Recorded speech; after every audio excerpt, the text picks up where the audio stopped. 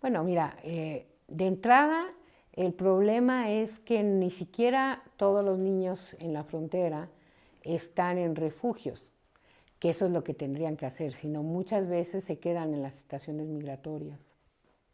Sobre todo cuando estamos hablando de niños que ya entran a la adolescencia. Hay una visión de criminalización que lo que hace es que no se cumpla la ley, porque la ley plantea que ningún niño tendría que estar en estaciones migratorias, sino que tendría que remitirse básicamente a los albergues del DIF o a los que el DIF y el sistema DIF planteara necesarios.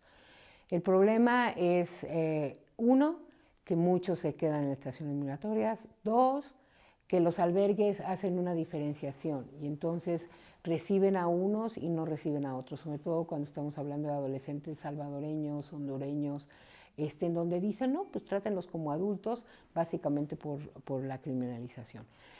Lo que tendríamos que avanzar es en la lógica de lo que los estándares internacionales de derechos humanos están planteando, y es que no estén albergados, sino plantear alternativas a la detención, porque básicamente está vista como una detención, y plantear acomodos en familias, responsabilidad de los municipios mismos alrededor del cuidado y protección de estos niños, ¿no? Yo creo que lo que vemos en Estados Unidos y que ha causado gran revuelo internacional, en muchos casos en una zona micro y no de tales dimensiones, viven algunos de los niños que cruzan por nuestro país.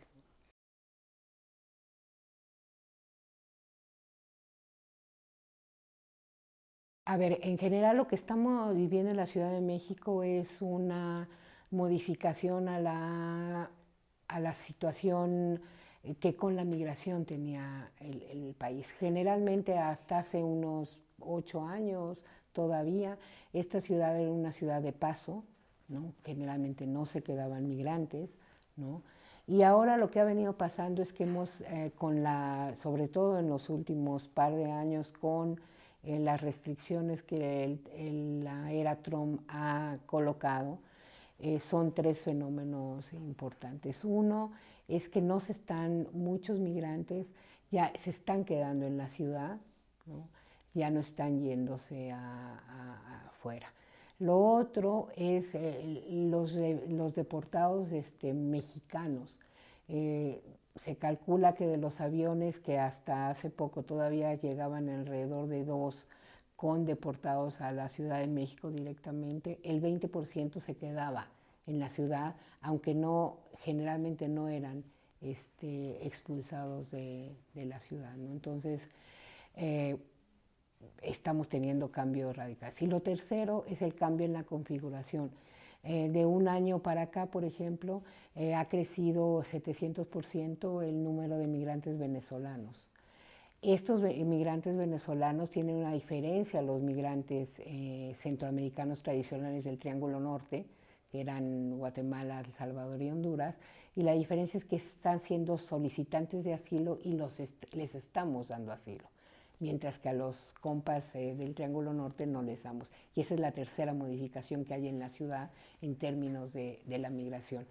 La ciudad básicamente no está preparada para este tipo de migraciones y esta nueva configuración de la ciudad en su visión migrante. Generalmente los extranjeros que estaban en la ciudad eran turistas, ¿no?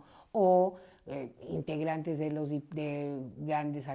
un nivel económico muy alto, porque o trabajaban en la diplomacia o trabajaban en las transnacionales con grandes puestos. Y ahora estamos teniendo esta nueva configuración.